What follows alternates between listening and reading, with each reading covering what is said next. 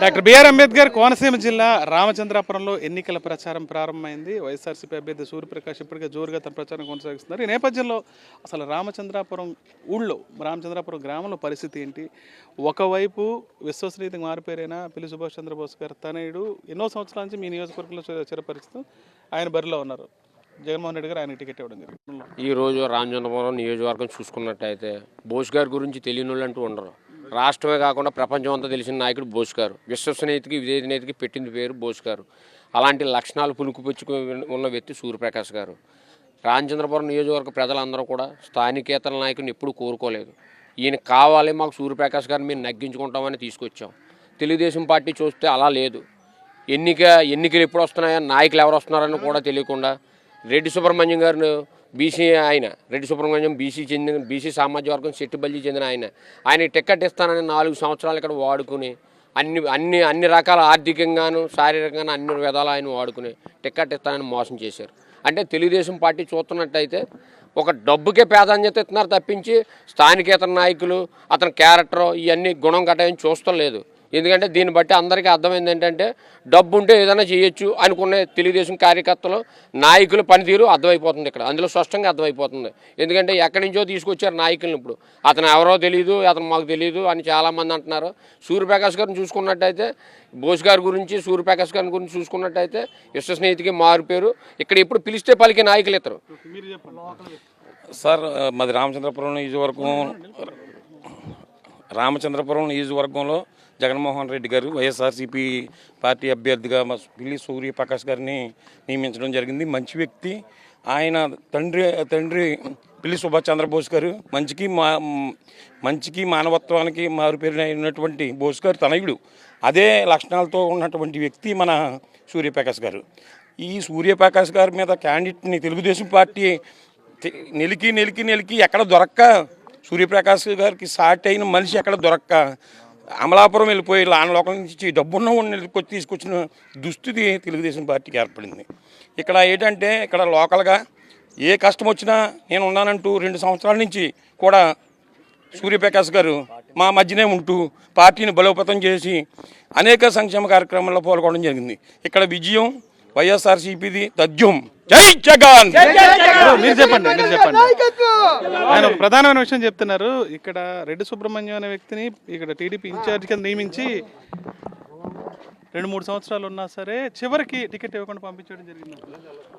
నేను Ramachandrapuram municipal co-option member Mastan. నేను ఉమ్మడి ఆంధ్రప్రదేశ్ ఉండగా కూడా ఉమ్మడి ఆంధ్రప్రదేశ్లో కూడా చరిత్రలో లేని విధంగా వైఎస్ఆర్ పార్టీ జగన్మోహన్ రెడ్డి గారు నాయకత్వంలో మైనార్టీలకి 7 ఎమ్మెల్యే స్థానాలు ఇచ్చి మైనార్టీలకి ముస్లిమ్స్కి అందరికీ కూడా ఒక ప్రత్యేకమైన స్థానం కల్పించారు. ఈ పార్టీలోని అందరికీ కూడా సామాజిక న్యాయం చేస్తామని చాలా పార్టీలు వచ్చినాయి ఇప్పుడు దాకా ఆంధ్రప్రదేశ్లో. ఈ రోజుకి సామాజిక న్యాయం అనేది ఈ పార్టీలోనే జరిగింది. ఈ ఆంధ్రప్రదేశ్ రాష్ట్రంలో ఇటువంటి సామాజిక న్యాయం చేసిన పార్టీ ఒక వైఎస్ జగన్మోహన్ రెడ్డి గారి ఆధ్వర్యంలోనే జరిగింది. అలాగే రామచంద్రాపురం నియోజకవర్గానికి వచ్చేటప్పటికి ఈ పార్టీకి ప్రతినిధిగా ఈ కాన్స్టిట్యున్సీకి ఇన్ఛార్జిగా గత 2 నెలల కిందటే వారిని నియమించడం జరిగింది. అప్పటి నుంచి కూడా ప్రతిపక్షాలకి ఈ రోజు వరకు కూడా క్యాండిడేట్ కూడా దొరకలేని పరిస్థితి ఈ రామచంద్రాపురం నియోజకవర్గంలో. ప్రస్తుతం క్యాండిడేట్ని తెలుగుదేశం నిలబెట్టడం కోసం అమలాపురం ఏరియా నుంచి వేరే తెలుగుదేశం పార్టీ అభ్యర్థిని తీసుకొచ్చి ఇక్కడ నిలబెట్టడం జరిగింది. ఇక్కడ స్థానికులందరూ కూడా స్థానికంగానే మాకు అభ్యర్థి ఉండాలని చెప్పేసి గత 2 నెలల నుంచి కూడా వారు కాన్స్టిట్యున్సీలో ఉన్న ప్రతి ఓటర్ కూడా అడగడం జరిగింది. అలాంటి సమయంలో కూడా వాళ్ళు స్థానిక అభ్యర్థుల్ని వదిలిపెట్టి బయట వ్యక్తుల్ని డబ్బులు ఖర్చు పెట్టే వాళ్ళని తీసుకొచ్చి ఇక్కడ డబ్బులతో ప్రలోభం చేసి ఓటర్లని లాక్కునే పరిస్థితి, నాయకులను లాక్కునే పరిస్థితి జరుగుతుంది.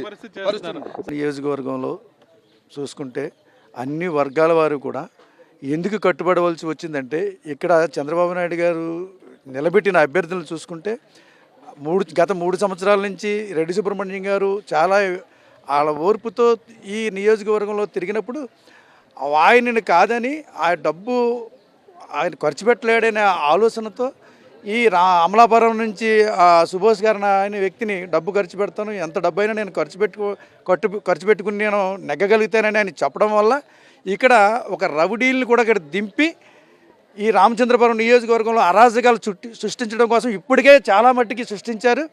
ఈ ప్రజలందరూ గమనించారు. ఈ బోస్ గారు అయితే ఎప్పుడు కూడా ఎవరికి హానికరం కానీ ఎవరికి ఇబ్బంది లేని గత పరిపాలన అంతా కూడా అందించినట్టు మహా గొప్ప మనసున్న వ్యక్తి.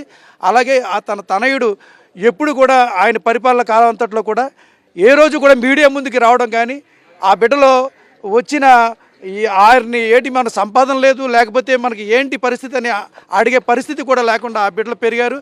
అలాగనే మొన్న ఈ కొన్ని ఇబ్బందులు జరిగినప్పుడు బోస్ గారు చెప్పారు, బాబు రావాలన్నప్పుడు 8 నెలలు అవుతుంది, దాదాపు 8 నెలల్లో కూడా ప్రతి ఇంటికి ప్రతి గడప తొక్కి ఓటు అడిగే విధానం చూసి ఈరోజు రామచంద్రపురం నియోజకవర్గం అంతా కూడా మొత్తం మెజార్టీలో రాష్ట్రంలోనే అతి మెజార్టీ చూపించే రామచంద్రపురంగా కనిపిస్తుందని ఈ సందర్భంగా తెలుపుకుంటున్నాను. ప్రధానంగా చెప్పేది ఇప్పుడు గత ప్రభుత్వం ఏముందంటే వాళ్ళు ఆర్థికంగా ఏ విధంగా ఉన్నారు, వాళ్ళు జనాల్లోకి ఏ విధంగా ముందుకి అదే సార్ ఇందాక చెప్పినట్టుగా రౌడీ షీటర్లు అటువంటి వారికి ప్రాధాన్యత ఇచ్చేవారు.